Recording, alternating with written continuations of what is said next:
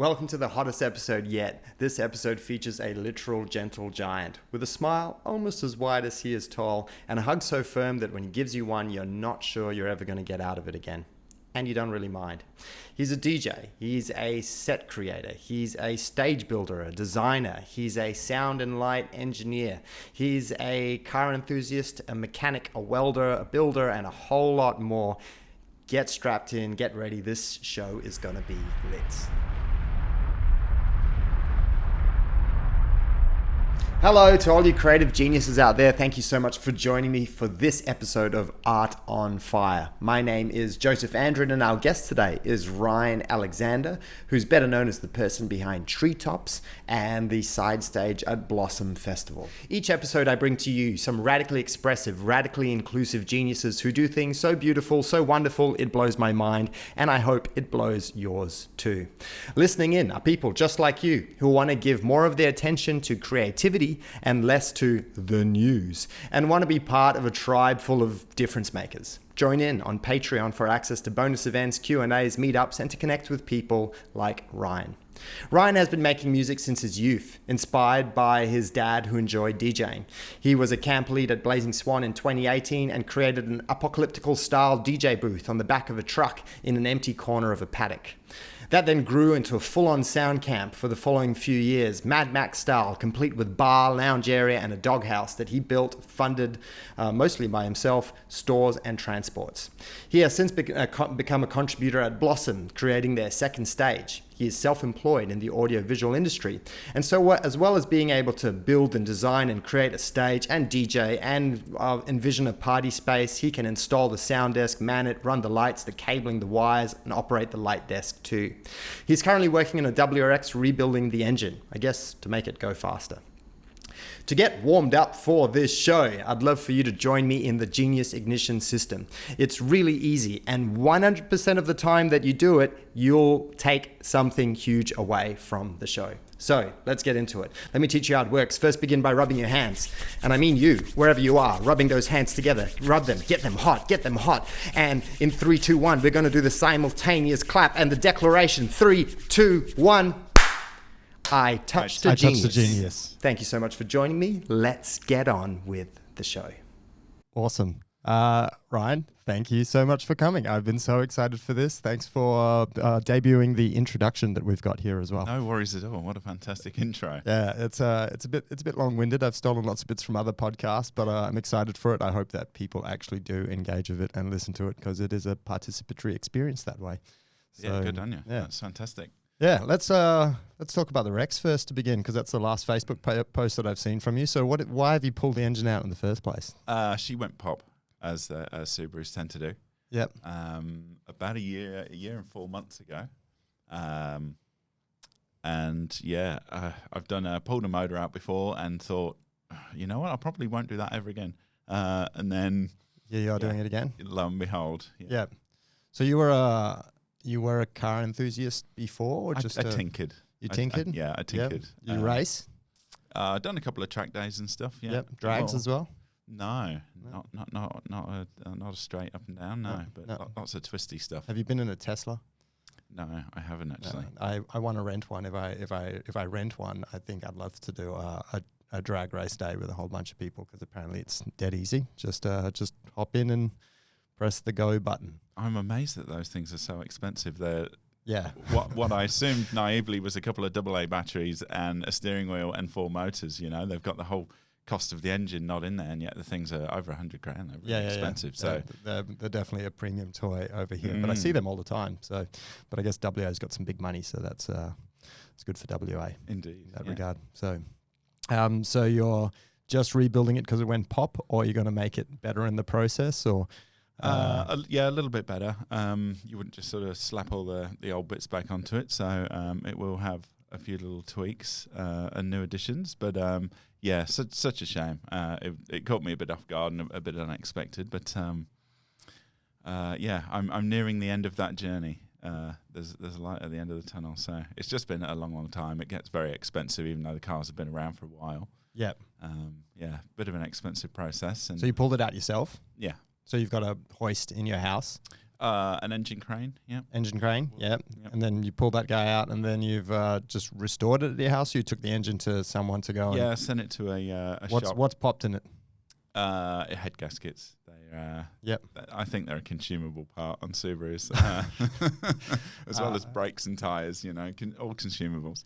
I have a one poor friend who knows nothing about cars who had an STI WRX, and then I have another friend who knows everything about cars.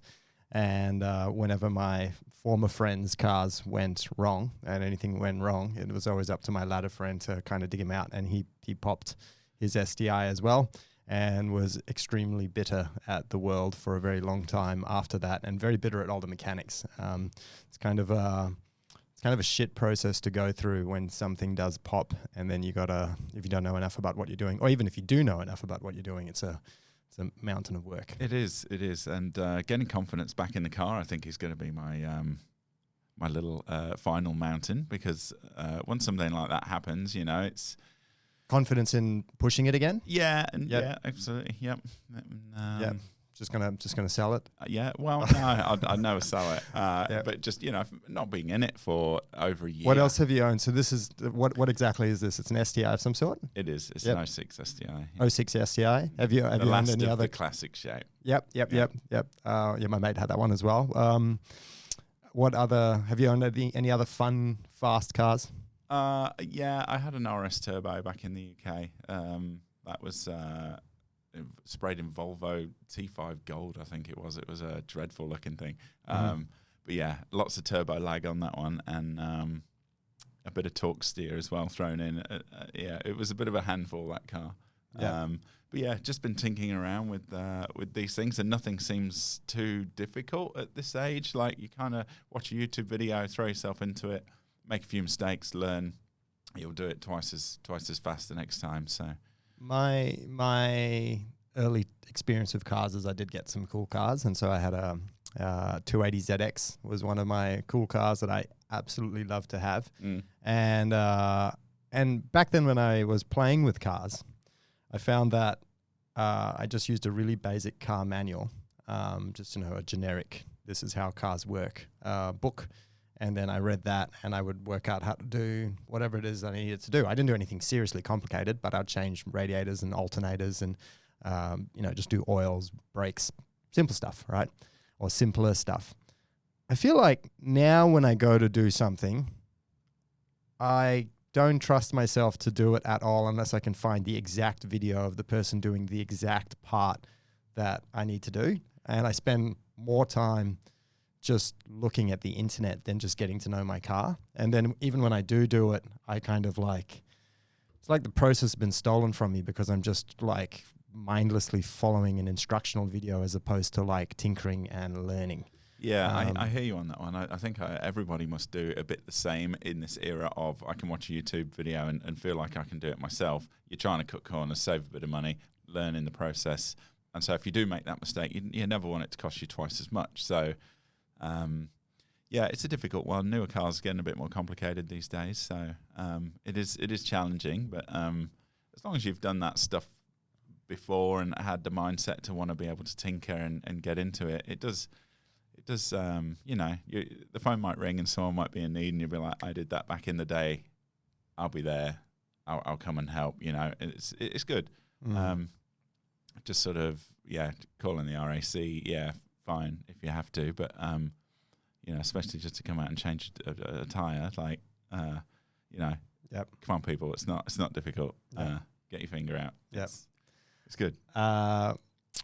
Yeah, I mean, just before we came into the studio, we talked about how Blazing Swan is over. It's going to be cancelled for this year, 2022, which is opening up a lot of time for you to tinker on cars and maybe other projects, which is possibly somewhat of a bittersweet relief. What else are you tinkering on at the moment at home? I had just started to look at the ute, the poor Treetops ute, which spends most of its life in the garden with the spiders. And is it registered? No. Now, for anyone who doesn't know you, do you want to describe what the poor Treetops ute is? It was a very nice looking Mazda Bravo, actually. an old work ute, which I found on Gumtree for $400, and I did not know what I was going to do with it. It sort of morphed as I started to remove bits rather than put bits back on. So, yeah, I think I started with the tray sides, the doors, the windscreen, and the more I took off, I think the better of an idea I had what I was going to do with it. But it ended up being a sort of mobile DJ platform art car. Where'd you get? Because it looked apocalyptical. It looked like something crazy. Where were all the materials from, and what was the design inspiration, if you will? I had in the back of my mind sort of like a Mad Max meets Waterworld sort of concept, but wanted to go more in the Waterworld madness more than the Mad Max, because I felt like that was maybe, I wouldn't say overdone, but a bit obvious. So, and I started to pick up a bit more of an eye for the detail of things and things people could really get up close and personal with. And when you're there at Blaze, you've just walked into somewhere. Everything's so lavish. There's so much detail in there going on, especially in some of the other camps. And I was like, well, I need to kind of do that with mine. It can't just be this bare thing. It needs trinkets. It needs bones. It needs these little cute jam jars. Yeah. And I guess then you just kind of start foraging around. So you went from the practical side to the more artistic design side, because from what I know of you, you're someone who's very capable at the physics, the logics, the structure, the layout, the skeleton. But it sounds like you're wanting to play a lot more in the pretty side of things. Like for me, I still like, with stuff that I've been doing recently, Shari does the pretty things, and I do the skeleton underneath. I like to tinker more in the pretty things, but I always want to just get the logic done first. But you're kind of playing on both sides there and seeing the value in doing the things that get your attention and hold your attention and are fun and creative. Yeah, the pretty stuff definitely comes to you in big jumps. There's kind of nothing, and then you just find something at the side of the road, or a couple of birdie skeletons, or just something that to go, you just go, I can use that, I can make that into something. And luckily for the camp, So you become a little bit like a magpie that's just collecting shiny things. Pretty much, yeah. It is just trash, but it's collecting trash until you have the opportunity to put it up on something really cool. And then yeah, exactly. And you know what? The ute looked absolutely nothing without any of that stuff. And the more that you put on, the more it would come to life and sit in this environment that you've got in the back of your mind for it. And of course, without being at Blaze, you're making pieces of the puzzle, whether that was the dog kennel, the ute, little things to go around the place. You haven't seen it all come together. It's just, you kind of build something, make it as good as you can at home, pack it down, you sort of move on to the next thing. And literally when I build it on site, I'm seeing it for the first time as everyone else. As everyone else. Yeah. It's yeah. How much do your venue spaces, like your DJ booth and the lounges and the bars that you have, how much do they change from year to year? Quite a bit. I don't really like doing the same thing twice, which I sort of remember discussing after the second Blaze that I took the ute to on the way back. It was just a thing that I thought, you know what? Wouldn't it be kind of cool to morph this every time, make it a little bit different? It'll stop me from getting bored. It'll keep it interesting. I can kind of change it every year. I won't just stick to what I've done once and go, that works. And it's just not challenging. So unfortunately for me, unless it's really challenging, I don't see much drive in it. Or you don't want to repeat what's already been done. No, I'd get a bit bored. I kind of like the challenge. I just need to make sure I don't bite off more than I can chew. Yeah.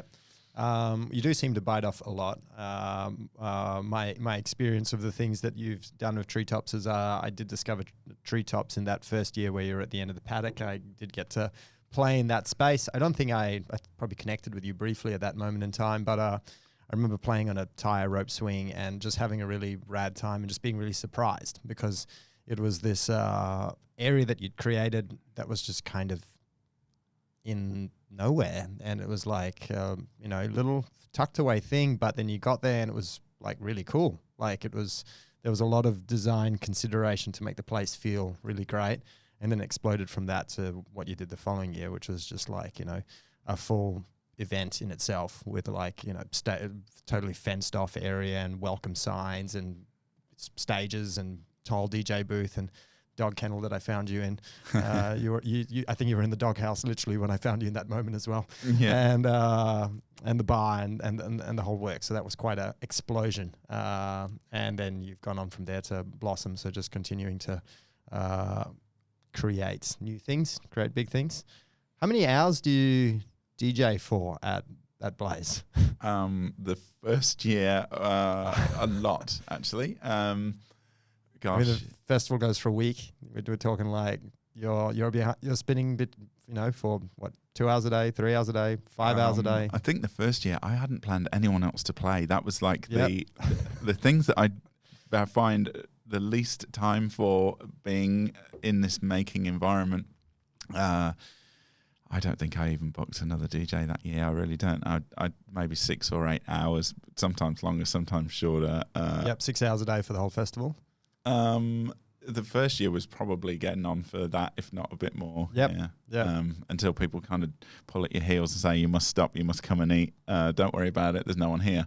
Because you're sort of in the zone and just, people wander in, wander out. So yeah, that first year was a bit of a wake up call to planning, putting things in place that I hadn't actually done thus far, just because it was so new, and I was just sort of running with what it was, just playing music I wanted to play, and hopefully. And you never really know if people are going to like it. You just kind of create this space and open the doors, and you got to lean into it. Every time you create something, you kind of have to. It's for me. I find that really nerve wracking. I find that like really. I get really anxious about that. I'm just like, is this going to be a big flop? And there's that like moment just before it all kicks off that I find my like anxiety steps up the most, where I'm just like, all right, I've done all the work, everything's happening. Now I just got to, trust that the people are going to come, and they almost always do. And if you put in the right intention, actually, in my experience, they always do. But and also if you put in the right intention, it doesn't even matter if they don't, like the numbers don't arrive. You still have the party, right? Like, so if it ends up being half the people you thought would be there, those half the people are having twice as much fun. yeah, that's it. If it rains, it's game over. If it's windy and cold, it's nearly game over. Yeah. It's very weather dependent too. So I'm at the mercy of the elements. Yeah, for sure. Yeah, a party, a party can always be cancelled, like in an instant if the weather turns. It's just like, okay. As it tends to do out at Cullen, yeah. Yeah, well, when you're outside in general. Before your experiences at Blaze and Blossom, so so at Blaze, there you are DJing for like 6 hours a day to hundreds of revelers moving in and out of the venue in a day, hundreds at any given time. But like if you looked at your head count, if there was a doorman, it'd be like at least in the thousands. Before that, had you had experiences where you were like performing for so many people?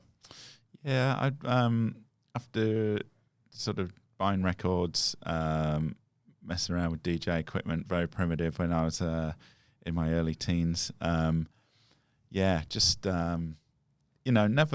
I've played in a few clubs and stuff, but not nothing like Blaze for being, I guess, very versatile and different, and kind of no preconception on what you might play when or what the mood's going to be.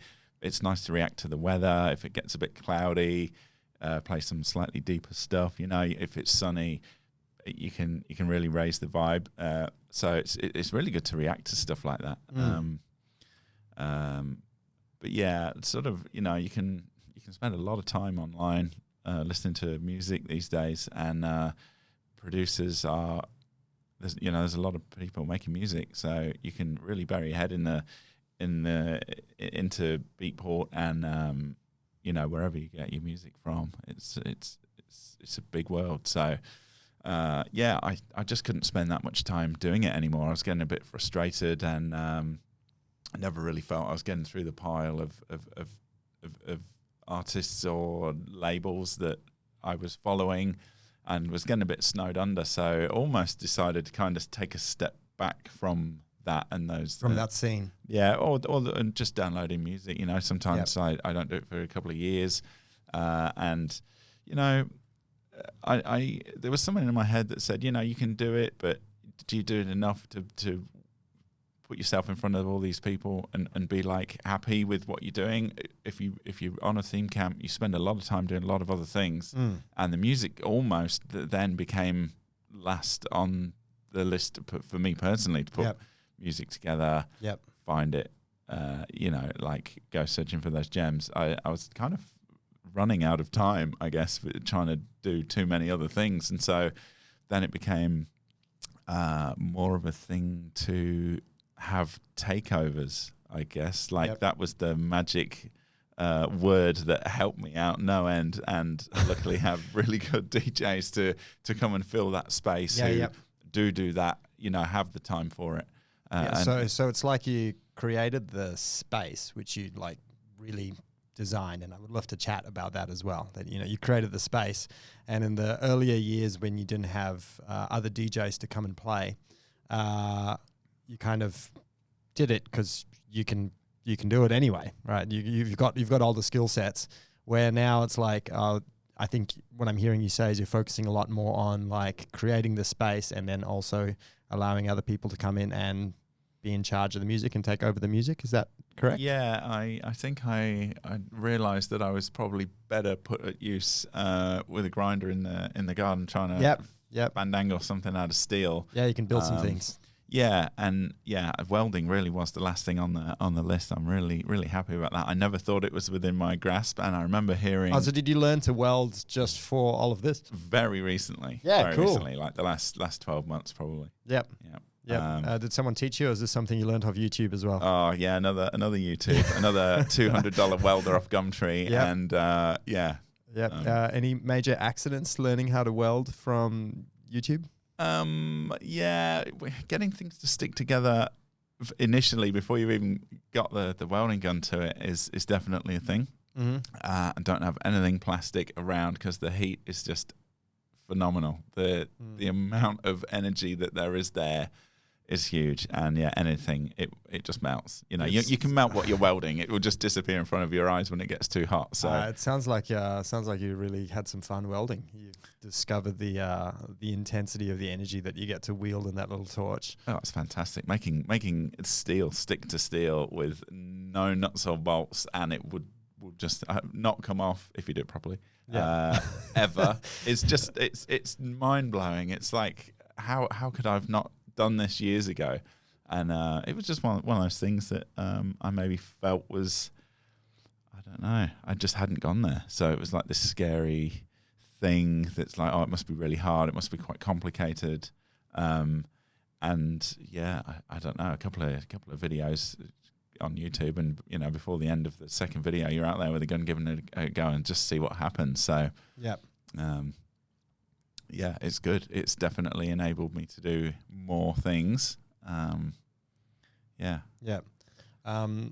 the lead up to this conversation, I got in touch with your mate Shannon, who's I think a director or co-founder or some kind of good title like that of Blossom, and he was talking about the space creation abilities that you have there, where you like the way that he describes it, and then I've experienced it at Treetops as well, is like you've really considered the experience for the person who's coming through to the venue from the moment that they see it from a distance to when they step into the space, to how they navigate around the space and where the DJ is relative to where the seats are, to where the bar is, or where the little bits are to get their attention is, or spark up a conversation or whatever it is. Like Shannon's really described that, like meticulous attention to detail. And I also spoke with Kat about it, and Kat's like, when you're working on one of these things, you kind of like constantly rendering images in your mind. Almost, you're just like processing in the background.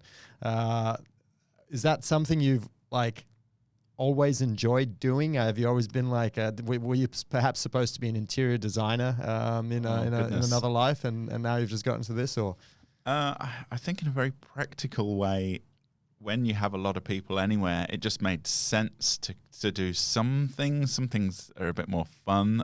It's not necessarily sensible to have a dog kennel sat there, human-sized dog kennel, but it was fun, and it was just like there had to be something silly, something practical, like 28 pallets made into sort of furniture with cushions on, and a bar, a couple of fire drums, apart from a roof, which would be fantastic, but completely impractical. You just try and cater for people being there and making. I just thought it was easy. I'll just go and get a load of pallets from Gumtree and ship them out there. 2 stacks of the things, and I can seat sort of 60 people straight away. So it just made sense.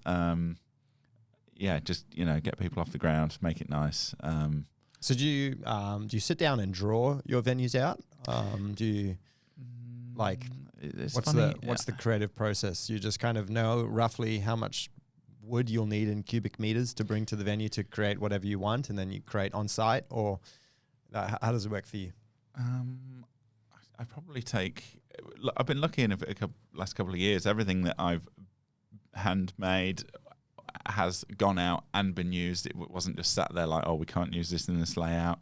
It's all worked. So I guess sometimes it's like a mental image of a layout and how I sort of want it to look, and it's just kind of in my head. This year was actually the only one it didn't sort of preempt itself in my head. I didn't go, I know what I'm going to do this year. I don't know why, but it just wasn't. Didn't sort of float into my mind and go, right, I've nailed it this year. So yeah, I just take a lot of things out there and try and give yourself the time to make it all and move it around and break it to some people that you might not want things in a certain place. It's difficult with volunteers as well, helping you out. They're all there for a good time and to enjoy themselves. And, you don't want to do a job 3 times over. But, and another good thing to learn is not being quite so pedantic. There's although it went together a certain way at home and it was as you would do it, someone else is going to make that on site.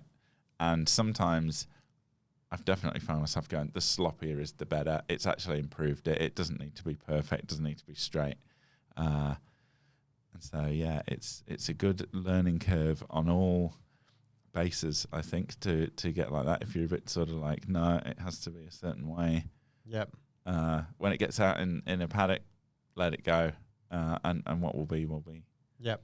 What kind of venues or spaces would you like to be able to create, or for a festival, or for a size of audience, or for a certain demographic? Do you have any, like, do you want to create some kind of fictional world somewhere else? Do you want to keep making Treetops a bigger, weirder, more apocalyptical thing? I think taking it somewhere I maybe haven't been, like another. I'd love to put it on the road. If I could, I'd throw it all in a sea container, and you'd almost kind of try and do different gigs with it around Australia. Would be pretty fun. Taking it to different crowds, seeing if there's a different sort of reaction there. That would be my next step, if I could. But I think just need to find a run of tours or crazy venues that want that kind of decor to arrive and be set up. Yeah, and I think the confidence to kind of push it, or push what you've built, or I'm almost happy to just sort of do it once and move on and go and start making something else, rather than realizing there might be a bit more potential in something that you've already got and be using that. But again, that's not the the most fun thing. I can see things around that I've already seen that I want to sort of pinch ideas from, cobble together, and make a more interesting and fun space. So, just time and budget, just fitting it all in there. I guess Australia's a big logistical nightmare for moving things around as well. So you could probably just move yourself and source all the materials everywhere that you wind up as well, and build something new every time. Yeah, I'm a real fan of exploded lorry tires. Actually, truck tires have got me. I just can't figure out how to use them, but I absolutely love them, and it kills me to see them staying at the side of the road. So you're just picking up exploded lorry tires? Yeah. Yeah. So how many exploded lorry tires do you have at your house at the moment? Too many.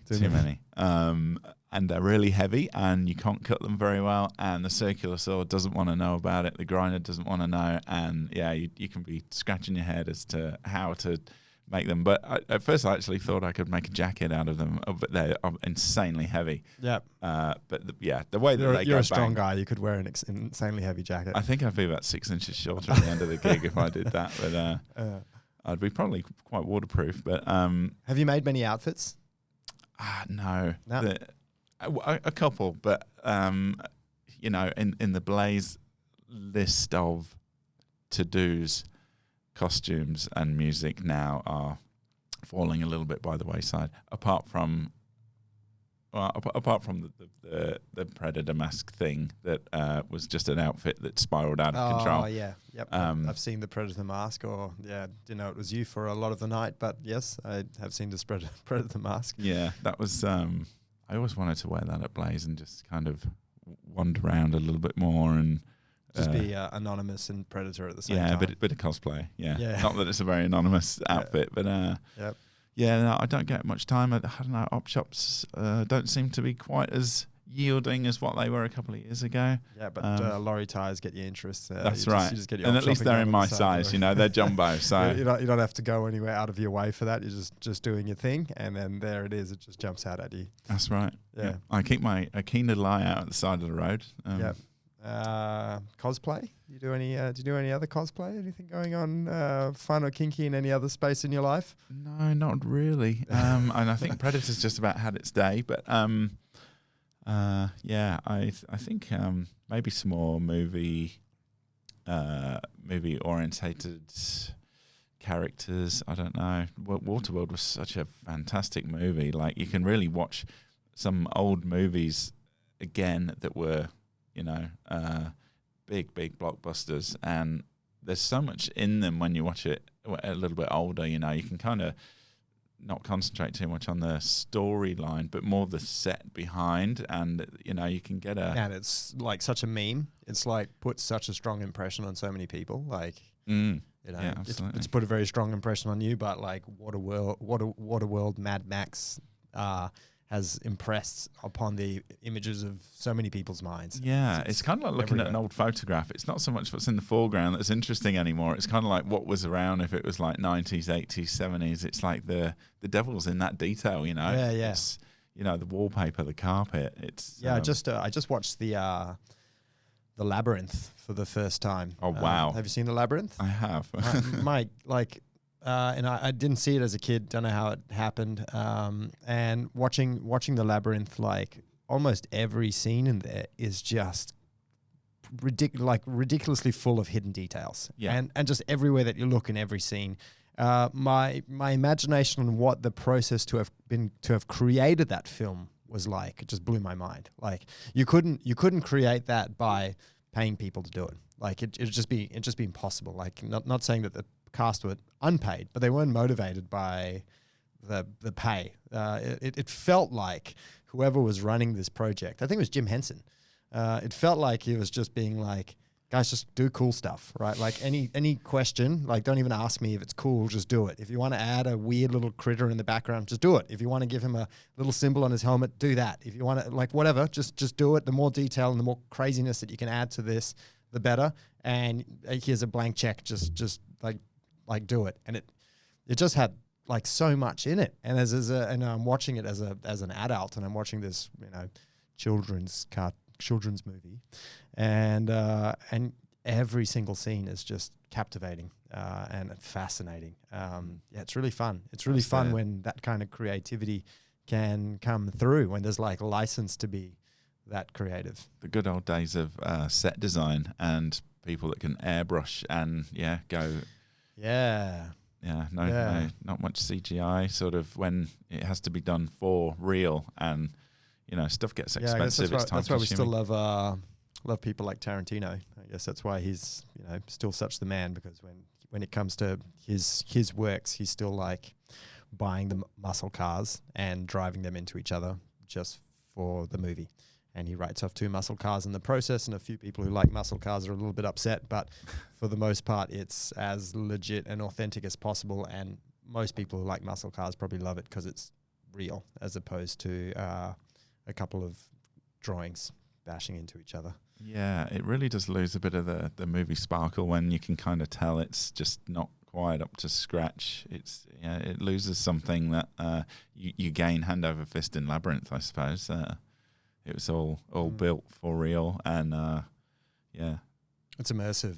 It is very, It's immersive. I didn't mean for this conversation to go this way, but it's been capturing my attention for a while. What are you making of what their kids might possibly fall into in the future, where we all just wind up putting on our VR goggles and going to live in the metaverse, and maybe there'll be an immersive, creative, artistic director in there who will create landscapes in the VR world, which are 100% funky and creative, but at the same time in no way touchable, or in no way physically touchable. You might get haptic feedback one day. What are your thoughts on that direction of the future?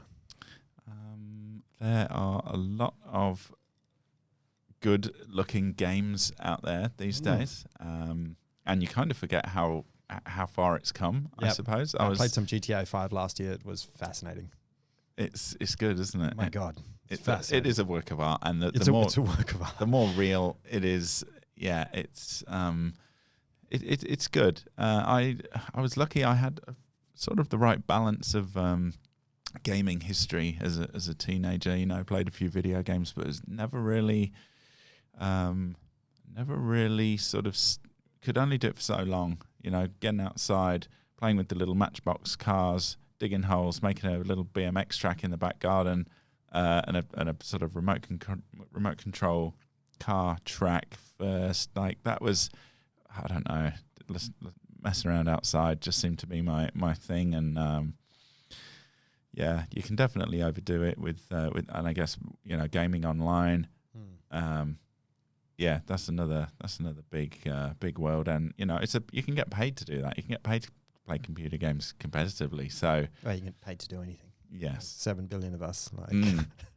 Just got to find a creative way to get paid for it. But you can be the best. I remember Turok, actually. There was like a time trial thing at the beginning of Turok on the N64, and if you could do it in a certain time, you could post pictures of your time on the bottom right hand corner of the screen and qualify for a competition.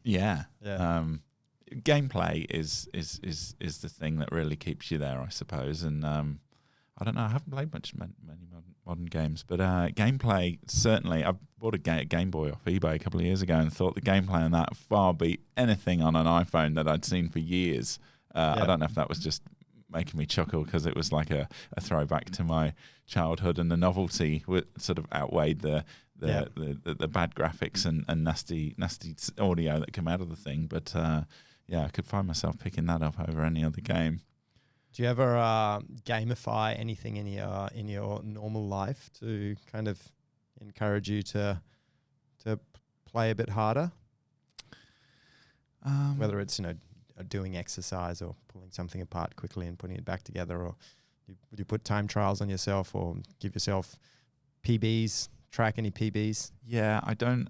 I do tend to work pretty quickly, and that's that. That therein lies the challenge, I guess. If it's a fairly mundane thing, how quickly can you smash it out? How quickly can you get timing yourself? Precision. Have you got levels? Yeah, I like it when my heartbeat's a little bit raised and you're a little bit sort of out of breath and you're just sort of racing around. I kind of like that. I don't go to the gym, so I just prefer to put myself under a lot of pressure and try and work really fast. And yeah, it's I just find it a bit more interesting than the other options, you know, like. At least you're getting something. You're doing something productive, and you're putting yourself up to a challenge at the same time. Yeah. It's good to keep busy. It like your brain is processing things at a kind of higher rate, and then it just elevates sort of what you're doing. Like you kind of, I just like working fast. Like, it's good. I put that pressure on myself to try and do something as quick as I can possibly do it. Yeah. So prior to this recent creative burst, I understand you're an audio visual person working at Perth Audio Visual, and then now self-employed with the AV Boys. But back in that, I guess, PAV time, were you working on creative side projects as well? No, not before Blaze at all. Yeah, really. cool. So that was it was a real like turning point, or like a turning point for a chapter. It was really nice to drag the tools out of the work van and sit them out the back near the shed and use all of those tools in a non sort of work environment. Like, yeah, cool. To turn them to something creative. And Yep. it was kind of like having, like the same utensils that you use all day for just sort of work stuff can be used to make other things. Like you can. So how did this blossom? How did this chapter begin in your life? Like, I think really with that bloody ute, it was cheap enough that I could kind of do what I want with it, and it was cheap enough if I ruined it, I'd never tell anyone about it, and I'd just scrap it and get it towed away and put on the back of a truck, never to be seen again. And luckily, it just kind of went the right way, and almost the rest is history. But it opened the Pandora's box to sort of making things. Did you pick up the ute specifically to take it to a festival and you did try and have a crack at a art car ish. And how are you even winding up in the festival in the first place? Like, where did that come from? Had you already been? I was lucky enough to go to Rainbow Serpent for 2 years, and I think you met Shannon there. I did actually meet Shannon there. Yes, just to see bigger stages, more stage hands, bigger setup. It was just really like, wow, this is almost like my Burning Man experience, because I didn't get to go because it was cancelled the year that I thought this is a dead cert. So, it was like. Burning Man was cancelled in the previous year, like what, pre-COVID days? 2020, I think it was. Oh, and then you went to Rainbow Serpent. Or Rainbow before, like the year that I thought I could get Shambhala and Burning Man in, they were both cancelled. So, where is Rainbow Serpent? In Melbourne. Melbourne, yeah. Cool. And how big is Rainbow? I think it was about 18,000 back then. 18,000. Okay, that's a big one. Yeah, it is. Yeah, it's a big one. So like lots of stages. Yes, lots of stages. Big theme camp area, which I sort of found a bit more. I don't know, nice to sort of immerse yourself in. Again, little zones, different themes, little gangs putting on different parties and doing it really, really well.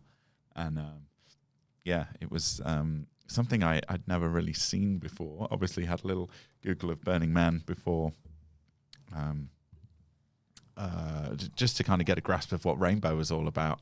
Sort of had a look at a few burn events, had a look at other pictures of what was going on, and it was good to get two rainbows sort of under my belt and really. How long is that event?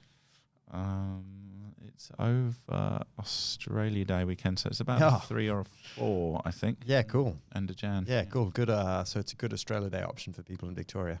It was, yes. I think the bushfires had their way. I've heard that the bushfires have affected the land that event takes place on. And I think they cancelled some of the events because of that, as they regroup and find a way to pursue forward with that event. Yeah. It was. So did you go there with any crew, or how'd you wind up at Rainbow Serpent? I went with an ex-partner of mine. A lot of her friends were there. And then you saw that and you're like, all right, I want to play in this space. Yeah, I think I want to do something like all of these crazy people. Yeah. Is there a stage at Rainbow Serpent you want to give a particular shout out to or an inspiration in there where you had significantly good times? Beanbag Babylon, actually. Big Bad Babylon? Beanbag Babylon. Beanbag Babylon. Yeah, cool. That's a nice little, what's that, alliteration? It was a crazy, my memories of it is just like this crazy dome with camo net and old kind of CRT TVs playing black and white, kind of like stills, but with their logo revolving on them. Oh, okay. And kind of people dancing on the bar, and it was just packed. And it was like, if you can create a space and a vibe and something completely just kind of, you walk in and you're kind of like, wow. It kind of reminded me of Ibiza a little bit. There were a couple of clubs back there that sort of had a similar thing, but this is a bit more cutesy. So it's just, it's like a little space done really, really well. Yeah, like so we got old TVs with black and white images on there. People dancing. But what are they wearing? Are they wearing like 1920s? Are they dressed as pirates? What does the crew are looking after Beanbag Babylon look like? Gosh, it was that long ago now. And I may have had a beer or two. I think it was sort of was it army get up or like a similar sort of thing to their dome, and it's nice to kind of leave something that you can't really see as well. I don't know if there was like a side, like not a tunnel, but like a smaller area off to the side. I always like the idea of having the main thing that looks main, but then there's this little secret area. Yeah, yeah, yep, yep. Cool. It's not that hard to kind of imagine it. It's just they're building it and creating it and getting it to fit in. Did you ever get to party in the hat at Blazing Swan in 2019? I don't think I did go in the hat. Actually. No, that was my favorite secret bar that I think I've ever discovered. Yeah, right. So the designers of the effigy put a literal hangout area in the back of the hat. And you could only really get in there through a trapdoor, and you'd have to knock on you'd have to first hear that there was a party in there, which is odd because you'd have to be walking around in the dark around the back of the hat. So you'd have to hear that there's a party going on. Then Blaze parties typically aren't that quiet. Yeah, well, okay, that's true. And usually when we were in there, we'd make our presence known.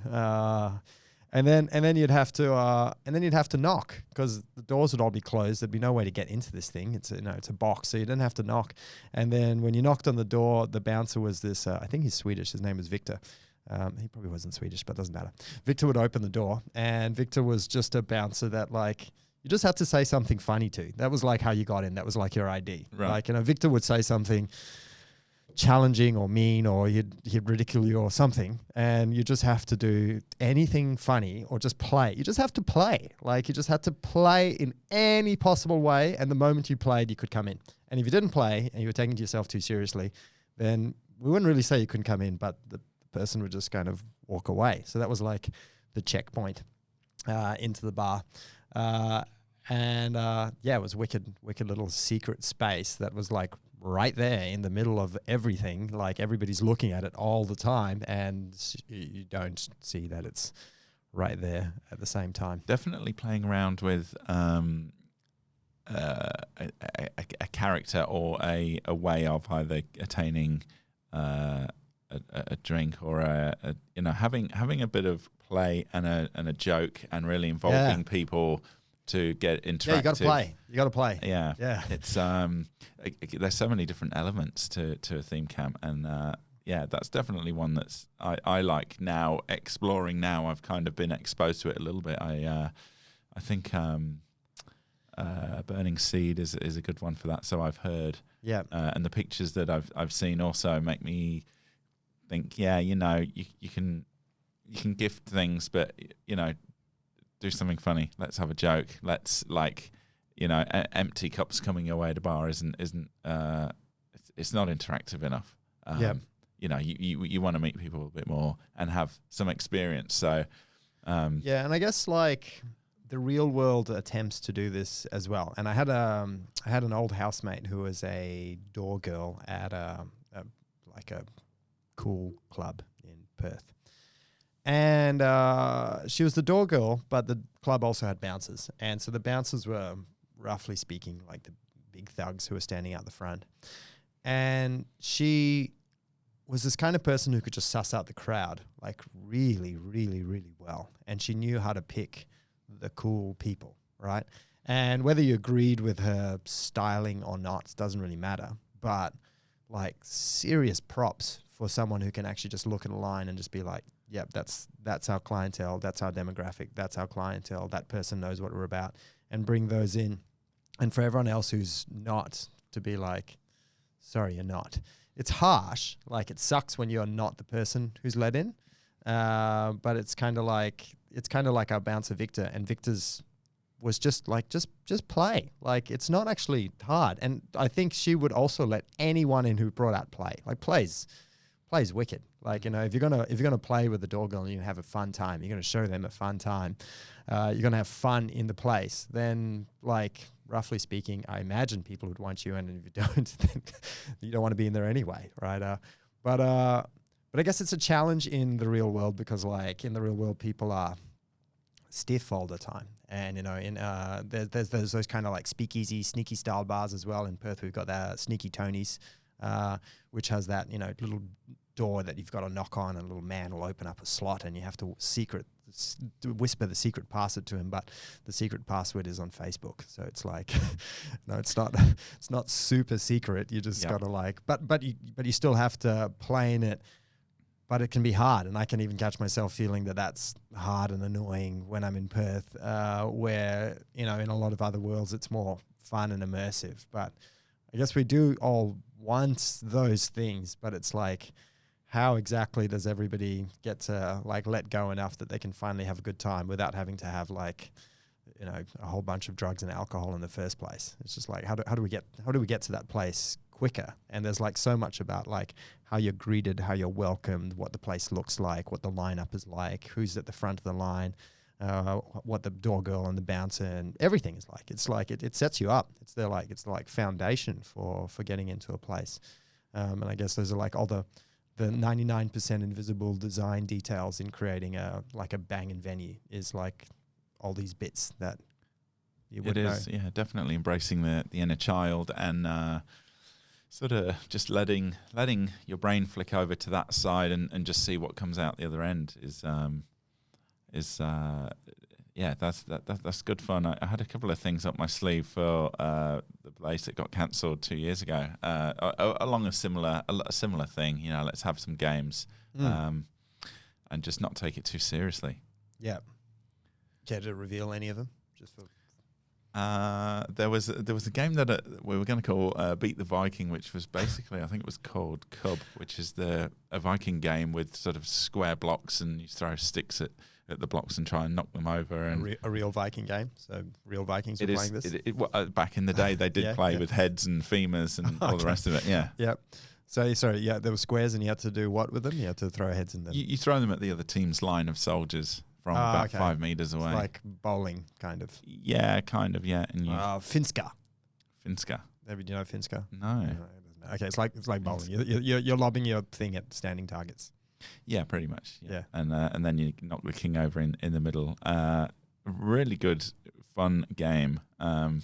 Just one of those things you can do out in a field, you know, with basic rules, basic equipment, and try and make it as fun as possible. We would have had someone dressed up as a Viking, and then, you know, if you won, you got, I don't know, you'd receive some fun gift of some kind. And then, yeah, losing team, I don't know, it's fun to kind of, I don't think I'd ever make like a set of stocks or anything to put the other team in, but definitely have a bit of a sort of like thing for the losing team and something good for the winning team.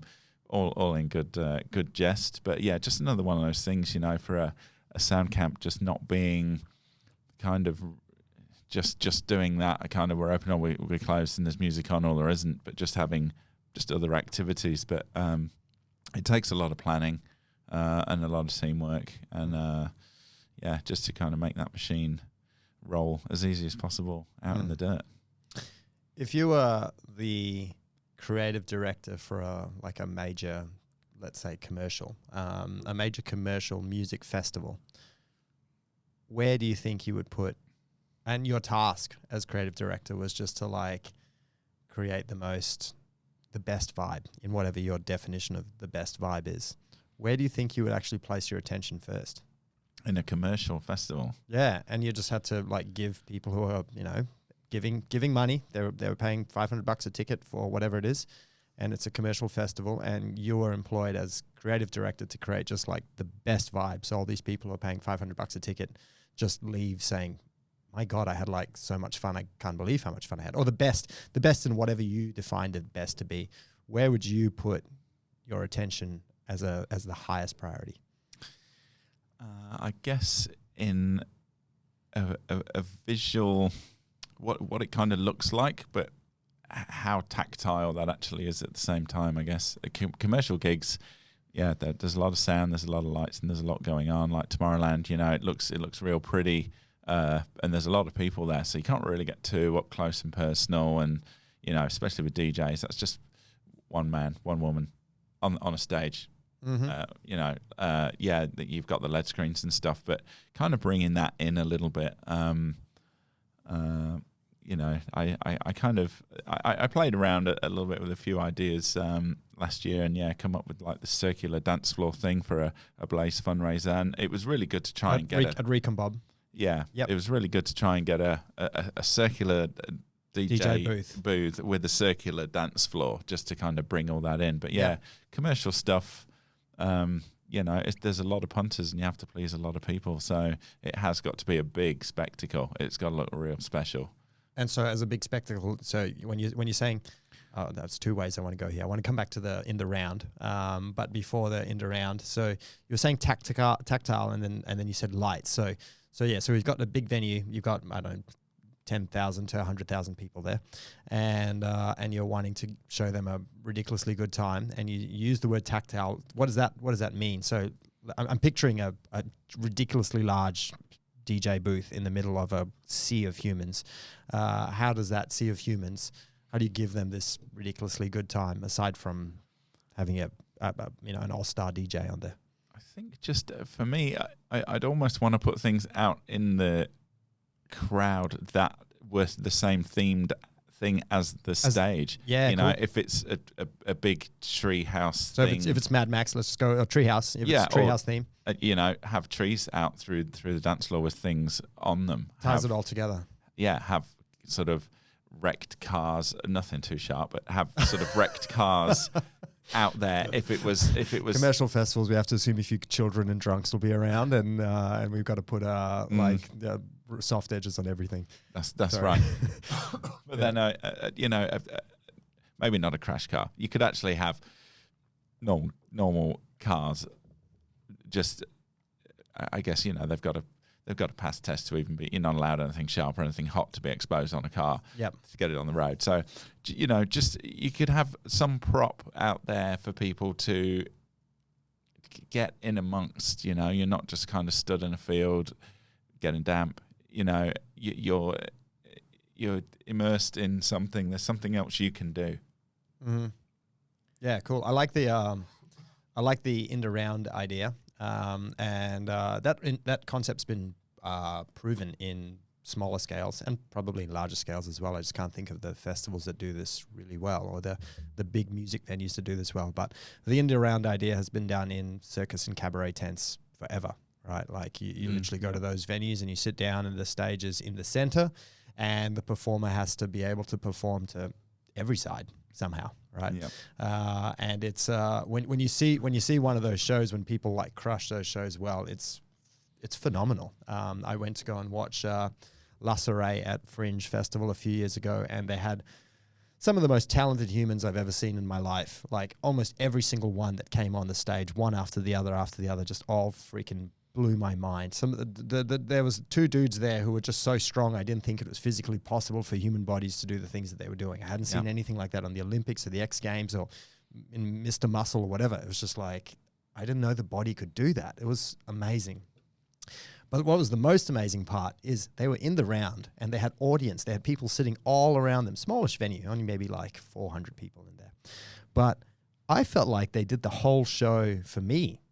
Like, I felt like every performer was performing just for me. Maybe it reveals some crazy spectrum that I have, but like they were so captivating. Every single one of them, I felt like looked me in the eyeballs, and they're like spinning on a rope or like hanging onto some other thing or in a bathtub and wet and whatnot. And somehow, despite their ridiculous acrobatics, they were able to look at me. A true performer, I guess. Oh my is God. the magic. And I was just like, they just looked at me. They just looked at me. Oh my God, did you see that? Looked at me.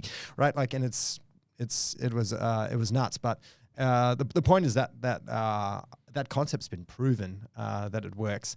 A place that hasn't worked recently was the recent NFL Super Bowl. Did you see that by any chance? No, I didn't. It was phenomenal. Like the NFL Super Bowl. I watch it every year. I don't know why. I don't watch the Super Bowl itself. I just watch the halftime show, and it's just so ridiculous. They have so much resource at their ability. It is truly an honor to and a tribute to American capitalism, to American consumerism, to American pop culture and pop art. It's freaking phenomenal.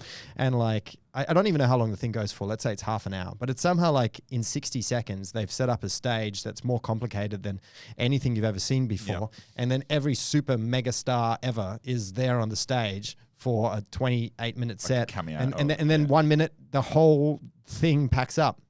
But that NFL Super Show was, it was in the center of an oval. There's an audience sitting all the way around it, and they performed it entirely facing one direction. So it was performed for the television, mostly. So me as a viewer can watch it. But the whole time that I was watching it, I couldn't help feeling bad for the 50,000 humans that were at the venue who were just watching the backs of performers and the backs of props. Like, they didn't even decorate the backstage. The backstage was just literally just like... Just open staging. Just backs of sea containers. Yep. It was awful, right? Like the front was like a show like nowhere else on earth that just every second changed. There must have been hundreds of people in there. And then the backstage was just like, it's sucked in. You get to watch silhouettes. Like, this is for television. So that wasn't in the round. That failed enormously because it wasn't actually in the round. They were just performing in the center of a round, but only to one direction. But yeah, a venue, a big festival with a in the round style stage would be pretty cool. My limited imagination only goes to putting the DJ on a fucking revolving platform so that he's constantly spinning around. He's sitting in the middle of a Wheel of Fortune kind of disc and just facing different directions. There's probably a whole bunch of different creative ways to do it. So you did it at Recon, so I understand that you have organized this for an event where you had multiple DJs in a round booth having to work together for an audience that was surrounding in a donut. Yes. Yeah. Yeah. Circular dance floor for that one. I really thought that sort of bring people together, and it was nice to have something just on the back burner in my mind, and then learn what the theme of that party was going to be, and have an instant go-to, and then just having to put it into materialize it from that idea which I'd already had. So that was a lot of fun. It worked really well. Good fundraiser vibes on that one. It's nice to kind of have someone turn up with half of the concept and idea, and we're thinking this, and maybe we want to try that, and then so you got someone to rap with. Yeah, exactly. And then who was the someone you were rapping with for that? Passan sort of had some ideas. I think the outside stage was called Forest of Unity, so it was like, okay, let's unify everyone, let's stuff them all together in a very small space. Initially, I was thinking maybe only 3 or 4 people deep in a complete donut shape. So it was like, okay, let's get people looking at each other from across the side of the room. And a rotating DJ booth was probably out of budget for that one. You can move around, you can see people opposite. It beats looking at the back of someone's head for 2 hours. So I'm gonna hopefully have the chance to redo that or in some way, in some space down the line. Yeah, cool. That was one of my little faves. So Yeah, cool. Immersive stuff is good. Yeah. So center booth and it's a whole different way to experience a venue if you've got the act coming from the center as opposed to being on one end and everyone's facing I do one like way. some elements are definitely good. Bathrooms, seating, lighting, sound. Some are just a given, but anything else is kind of a platform that can be manipulated, changed, or just played around with to do something different. But there's the nuts and bolts of a gig to put the gig on, but there's also this other part that you can kind of go, okay, well, let's do this a little bit different. I don't know. A crazy idea just popped into my head of doing a gig completely backwards, like start with bangers and then just get into like warm up music, like do it the other way round, like go crazy and then wind it right back. But the punters won't know what's going on. That's the big problem. Yeah, that would cause a few head scratches, I'm sure. But if I can think of a way of doing something a little bit different, I'll have a good crack at it. Yeah, I went to a commercial immersive festival in Sydney a couple of years ago. That was entirely based off what's that movie called? Dirty Dancing, which I haven't actually seen. So I had no idea what was going on. Gosh, there's a couple of big bangers in there that you haven't turned your eyes to. I know the bangers, and obviously that's something that you can't avoid. Really, it's going to be put in your face. And there's that many women who've lost their minds over Dirty Dancing multiple times. If you tell me you haven't seen Jurassic Park, I'm going to get a whole more can. I've seen Jurassic Park. Right. Okay, you're safe. Yeah. Okay. Good. But yeah, so it was a Dirty Dancing immersive festival in the middle of Sydney. It was sponsored by, I think, Optus and a whole bunch of corporates, and it was fucking cool. Like they had the movie on the big screen in the middle of the venue, so that's kind of cool. You can sit down and watch the movie, and you can but it was nicely done. You could sit down on like bean bags or deck chairs, and you get popcorn and watch the movie and cry. Yeah. I don't know. Do you cry in the movie? I'm just trying to think how sad that actually is in Dirty Dancing. Does it get real sad at the there is a bit of a tearjerker in it, I think. Cool. Yeah, cool. It takes place in a holiday resort, is that correct? Cool. Okay, so in the festival they had on one end of the venue they had like the adults party area where the adults would party in the movie, so it was all like schwanky, like Dickie Bows. Yep, that sort of thing going on, and there was like people on a stage performing, and they're all wearing suits and looking cool. And then on the other side, there was this like giant area that when you got your event map, there was just like half the map was taken up by this red block that says "out of bounds," "do not come here," "not allowed here," like this is out of bounds, which was the staff quarters from the movie. And you'd have to go in there, and then you'd have to say a secret password or something like that as well. And then you wound up in this like swingers hole, which was like the equivalent of where the Dirty Dancing stuff happened in the movie. Super immersive experience, and kind of like everyone got into it. They had like it felt like they had hundreds of staff who were like running around the place just pretending to be the resort hosts who were showing you around and telling you where the volleyball courts were and where the dance hall was, and telling you not to go in the staff area. Very deliberately.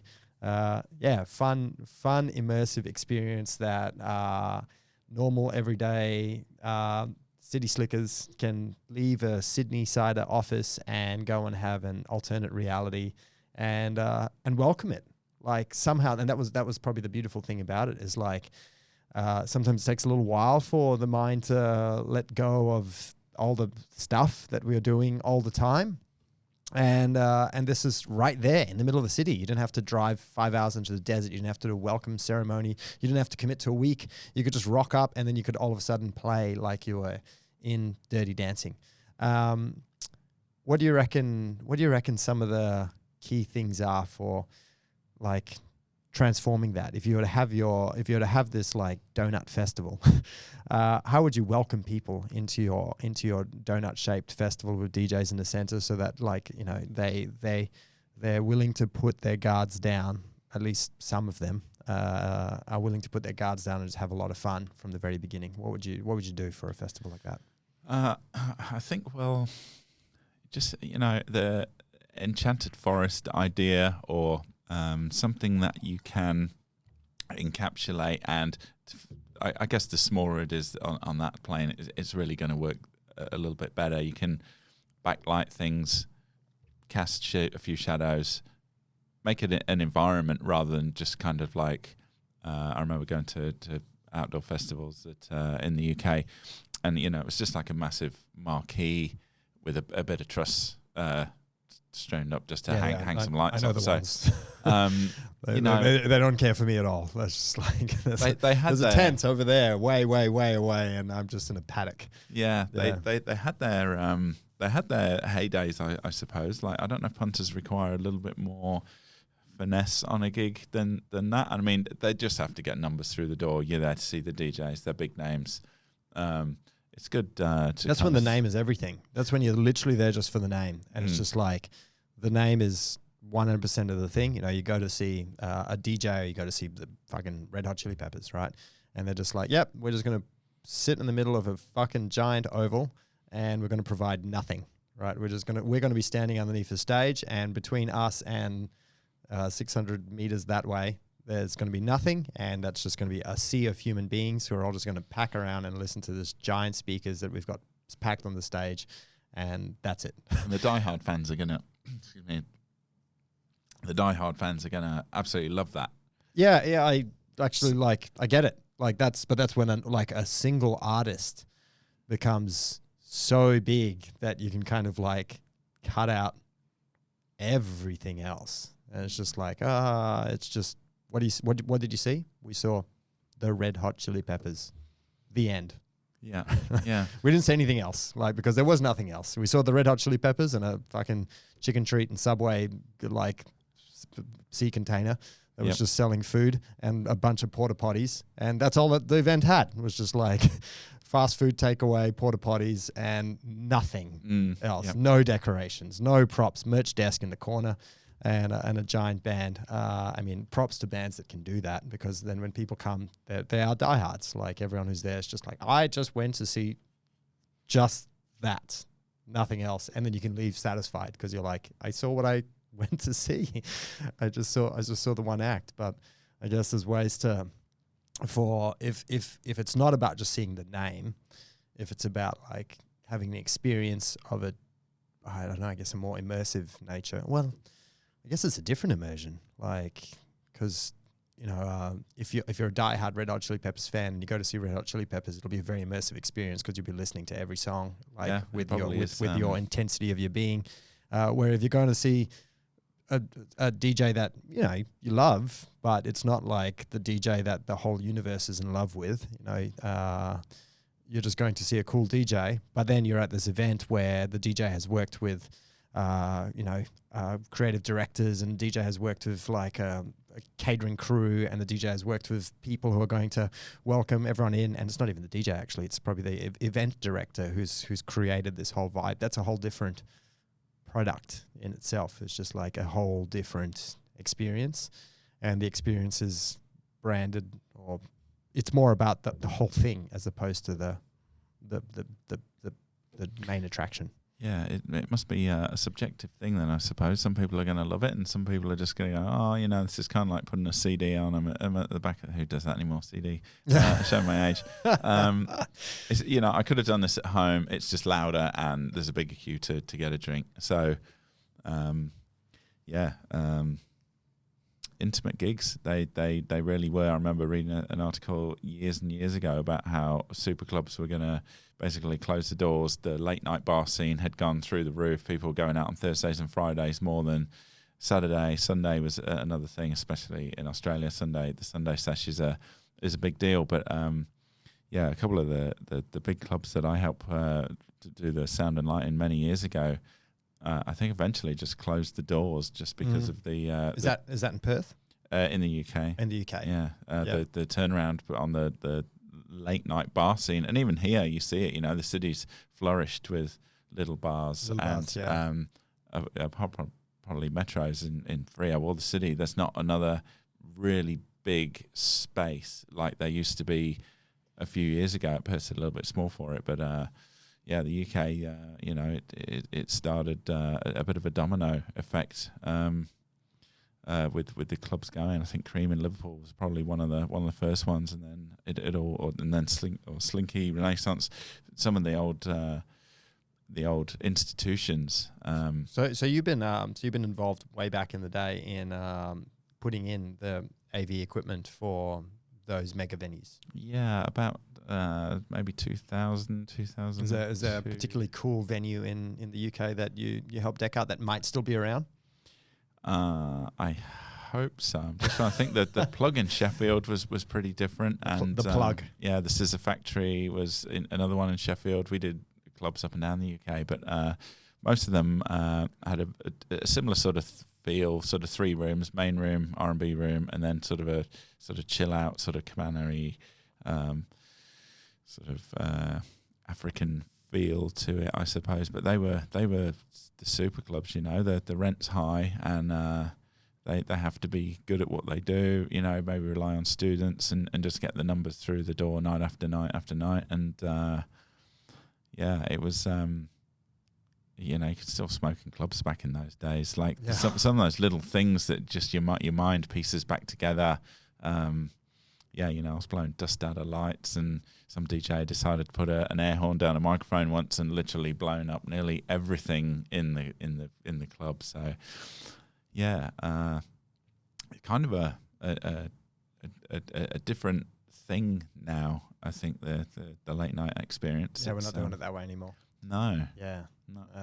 I personally feel like, thank God, because I felt like that experience is fairly like being cattle for most of the time. If there's someone, it's good when you're 21, though, isn't it? Sort of depends how much you enjoy lines. I went to Vegas. Have you been to Vegas? I have not. Oh man, like no. Vegas is like a creative designer's probably a wet dream at the start, and then probably a awful dream shortly after that. It's like a wet dream at the start because you will have an infinite budget to do something ridiculously cool. Like just infinite budgets. Just be like, build this most immersive environment possible. But then once it's done, it's going to stay there forever. Some good examples for this are the clubs, but the ones that came to my mind first are the sets for the Cirque du Soleil shows.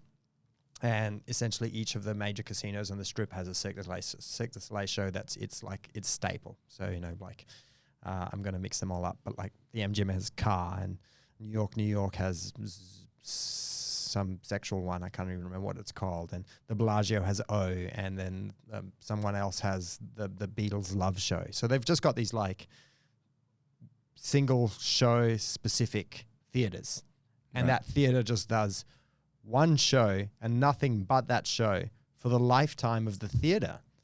And so every prop in there is like the best prop you can possibly ever imagine, because like no other theater has that luxury. Like every other theater just has like all these people just blowing in and out of it. You watch a show that comes to your city that's blowing in and out, that's got all these amazing props and stage design and creative direction, and it's wicked.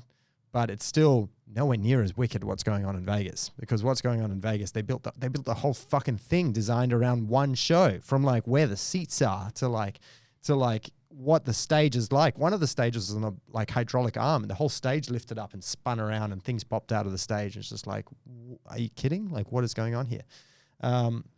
So that can go into this like extreme end of like creative design. But then once you've done it, then you don't do anything else, because then it stays like that while they recuperate the money for the ridiculous investment to build a ridiculously single-purpose theater that can't do anything except for one show. Right. And then they just have to punch out that show for, 7 nights a week plus 3 matinees a week, so 10 shows a week for 8 years of sellout shows in order to pay off the investment that they made in the very beginning. Like the economics of it is just kind of like it's on the other end of the spectrum. But it'd probably be really cool to start off, because like anyone who gets to be in the design phase of that, there'd be some headaches involved, because you'd have to think outrageously long term. Yeah. Like you'd have to think in hundreds and hundreds and thousands of people coming through this thing for years at a time and be like, oh yeah, in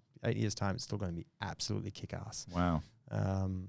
Yeah, that'd be a fun space to wind up in. Yeah, it was making me think actually halfway through that story, just going to Universal Studios, I think, in my Universal teens. was really fun. Those rides, the kind of detail in that, when this happens, something will happen LA? over here. It was Florida.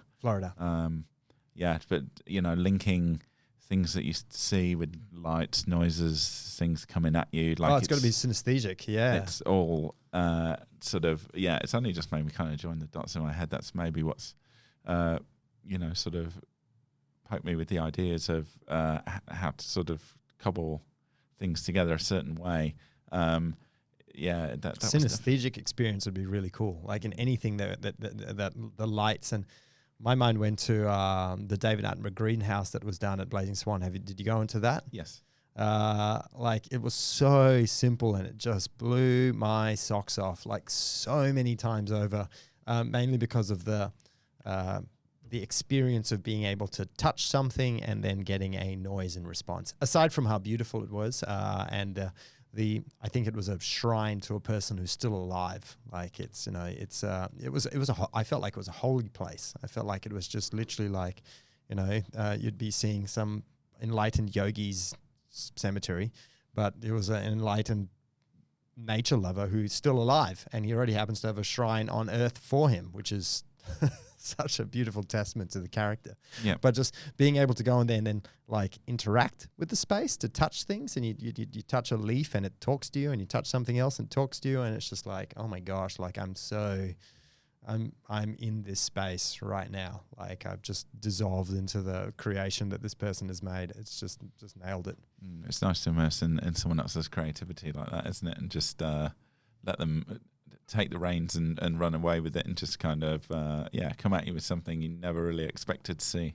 Yeah, immersive creations, and I guess like your sets, your sets and your design does lean into helping people feel immersed in the experience.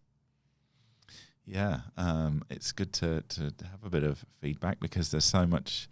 It's very difficult to enjoy the space once I find that you've created, because it's kind of... Because you're on. Yeah, you're on. Any tricks that you've learned about how to be on but be off? I've got one. I'm just seeing if you've got any. Wow. Well, it's very, with a fully exposed to the elements kind of camp. How do you do that?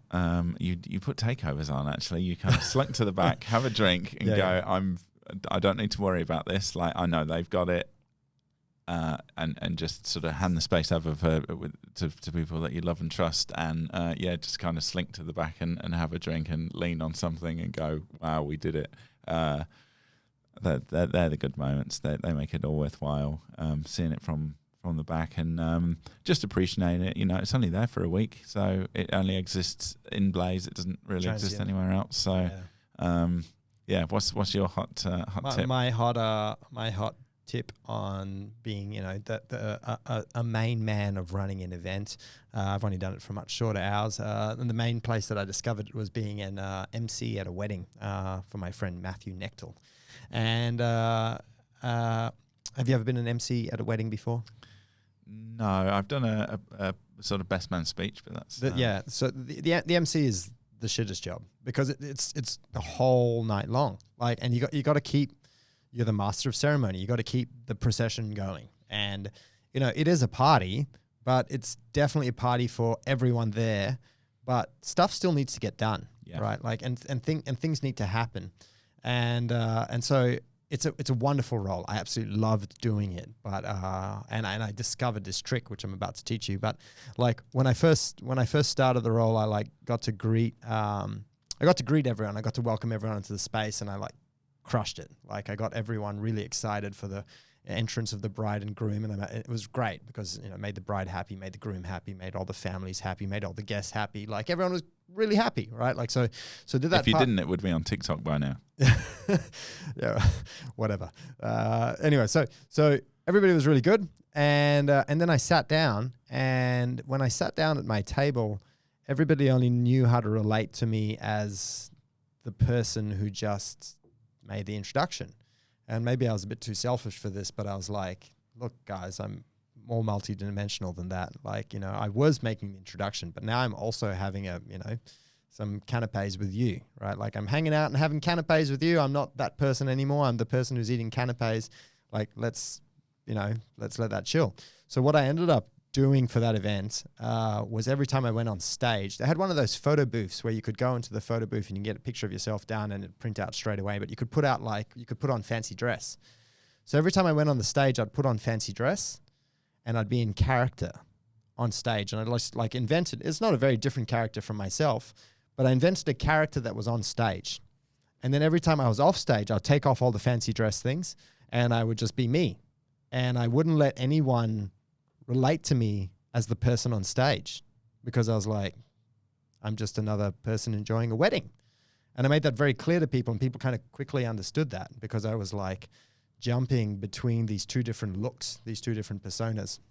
And while I was off stage, all that I would do was I'd just put, because you got to be like to the minute on an MC thing, otherwise the bride will become bridezilla and you're done. So I would just like get a timer in my pocket, and I would put a timer on my phone, and I'd put that in my pocket, and I just wouldn't care until my phone started vibrating. And then the moment my phone started vibrating, I would just say goodbye to anyone who I was talking to and go and do my next bit, right? And it made this experience where I could just like jump between roles really seamlessly, and I could just do the MC part and leave that, whether that went well or went badly, on MC man version of myself. And then I could come off and I could be me, and, you know, even being me, sometimes that goes well and that goes badly as well. But I could also leave that on the me part. So, you know, even though I was a dick as me, I could go on stage and I could still be a really good MC. Or if I flopped as an MC, I could leave that on him and I could still be a cool me. Like, either way, like, there was this like separation there. It really helped having a prop for it. Like just a little thing, like, you know, just putting a thing on.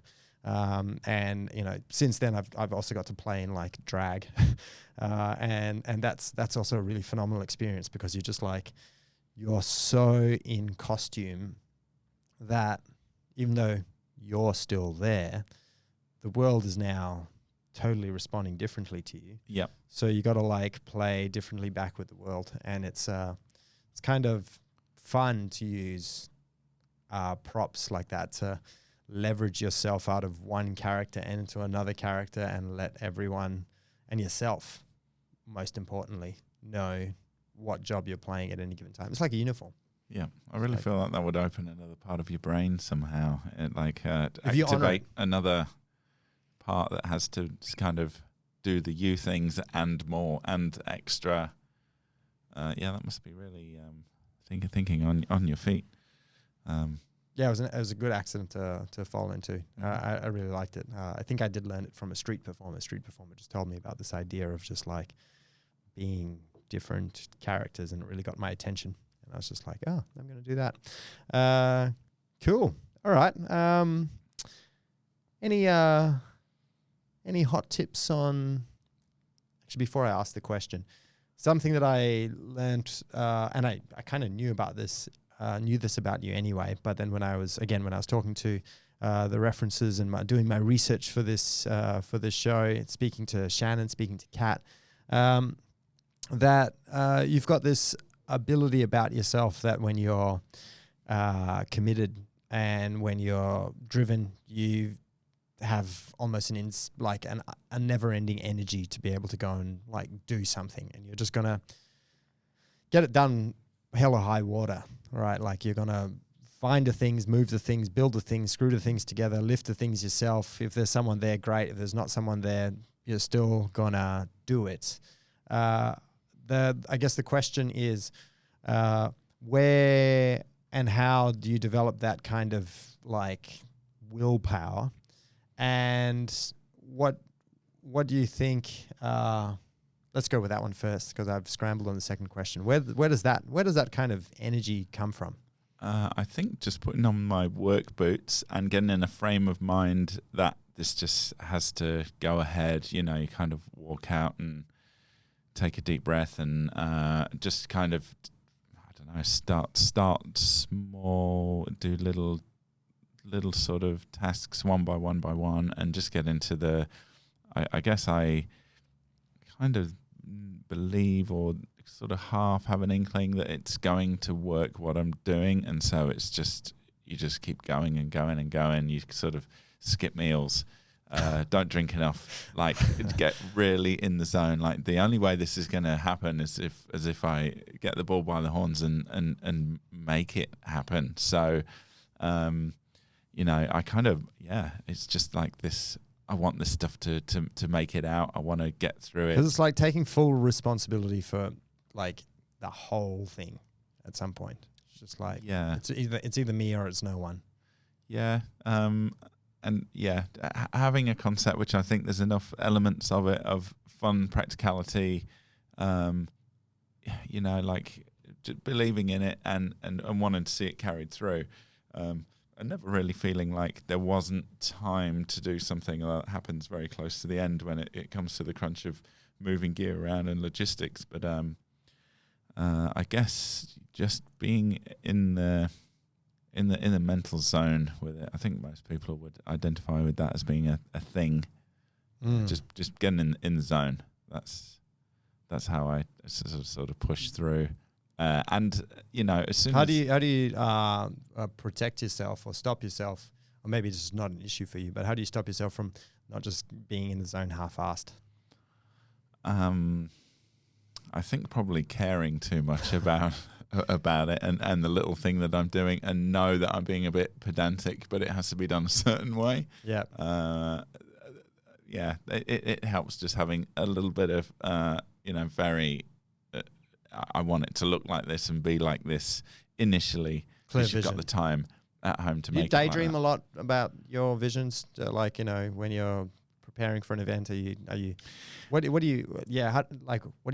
feelings are you trying to? Yeah, okay. So you're trying to conjure up the feeling of excitement. Yeah, it's what kind does of that look like to you when you're preparing for an event? Does that look like? It's kind of like walking around Bunnings. Well, it's kind of like skipping around Bunnings. No, it's like kind of going in there not for kind of clothes pegs or screws. It's kind of like, what can I use to achieve something sort of fairly cheaply but convenient, and is it going to do it well? And oh my god, there's this product that is really meant to do something completely different, but I can use it and I can buy loads of it and sort of couple it together, stick it up, and it'll do the job fantastically well, and no one will even know what that was. Well, so repurposing something. Yeah. So that sort of vein of I think I can disguise it, make it look old, make it look this, that, or the other, and just getting excited about, this won't exist unless I make it exist. That, it's just a trapped idea which I struggle to get across to anyone else. And so, when I'm describing it, you just kind of get a bit of a blank face and, okay, well, we're here and we'll help, but we have no idea what the end result is going to look like. And until it materializes out of the things that are laying around, I can't really get that across either. So the creative process. Credit to anyone. The sentence that you just said was like, sorry, you were just about to give credit to people that you... Yeah, credit to people in the crew that have to, that look at me with the blank faces, and I go, you can never really say, trust me, it'll work, because I don't know if it ever really will, but they kind of stick by year after year, and credit to all of that crew. I was just about to say, I was really captivated with that sentence that you just said. This won't exist unless I make it exist. So it's like, I don't know, I guess acknowledging that some form of creative idea is somehow trapped in you, and then somehow has to come out of you. And if you don't do anything about it, then, well, that's fine, but essentially it won't exist. So it won't exist unless you somehow just like do it. And the process of doing it from an external perspective might sometimes look unpleasant / mad because because you're depriving yourself of sleep, you're skipping meals, you're doing a whole bunch of other things that seem crazy. But like it's this realization that it's either I do it or I don't do it. But if I don't do it, it doesn't happen. If I do it, it does happen. do I want this to be a thing? And if I want it to be a thing, am I willing to pay the perceived price to make this thing happen? Yeah, it's good to be so personally attached to an idea. An idea, your camp, whatever it is, and with that, I guess there's so much sort of personality that makes it across. Caring about it and nursing it through definitely sort of fills in a lot of pieces of the puzzle. But then you do need I feel like you kind of need other ideas and other personalities to come in, because you really can't do it all yourself. And I thought probably initially that I could. I thought I could, and hence the marathon DJ sets in the first couple of years. But essentially, you can't be all things to all men, and you have to. I don't know. Change. You can't do it all yourself if your vision is if it's small. But like as your vision grows, it's just like, well, that's now stretching me a little bit, and I kind of got to get everyone else in on this. Yeah, like I want fun things around. Am I fun? No, I'm exhausted and tired out and close to burnout. But like you want everyone to have a good time, and then that's the thing of the games, the interactions, the other things that make a camp a wholesome camp, I suppose. It takes everyone, all the community, different skill sets, and it most of all takes yourself being able to let go as much as hold on, I suppose. It's really been a good journey, actually. Really good journey to learn all the different facets of the gig, yourself, and the greater good, and the universe, because it's all out there in the field. You're under the stars. So it's been a good journey. I intend to do more. Yeah, cool, awesome. All right, Ryan. I think that was a really fun time. I've got no idea how long the time has been, but I've had a really good time. If people are wanting to follow you more, what are we chasing down? Treetops, or chasing down Ryan, or do you have any ideas onto what you'll be working on next in the public space? I know that we're currently stuck in a world that's cancelling everything thanks to COVID, but what are you wanting to create next? I think I will just enjoy a little bit more time off before I get into basically the car, and a bit more blaze swing. So just build a few more random little things at home, just keep slogging away with random ideas, and just little fun, kind of like cubby house things, but maybe just like little areas that are a little bit special, a bit like the dog kennel that seemed to be a success. So other little areas, a bit more blaze stuff, but not in a very rushed time frame, just a bit more chilled, and take my time with it and enjoy the process a bit more. Because you can go hammer and tongs, but it's a bit better to spread it out and not quite go so late into the night when you're at work the next day. So maybe just enjoy the process. Cool. Awesome, mate. Lovely. Wicked. Thank you very much. Thank you, man. Awesome. Ciao. Well, I hope you enjoyed that episode. That was Ryan Anderson. If you want to learn anything more about Ryan, please check out artonfire.com and navigate to his section on the page for full show notes, plus links to everything that we discussed, pictures, videos, and heaps more. But better still, come check us out on Patreon. Patreon is our members community where we post more behind the scenes footage and talk about some of the big projects that are going on around the world and currently starting to sizzle up in WA. Not really allowed to say much more on that just yet, or on this content anyway, but I do chat about it on Patreon.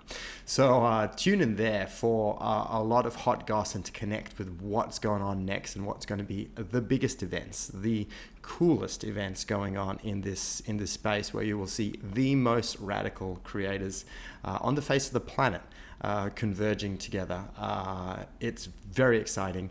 I'm really happy to be sharing with the community there. It's fun.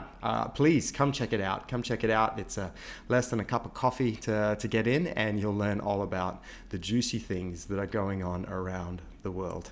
Much love, Joseph.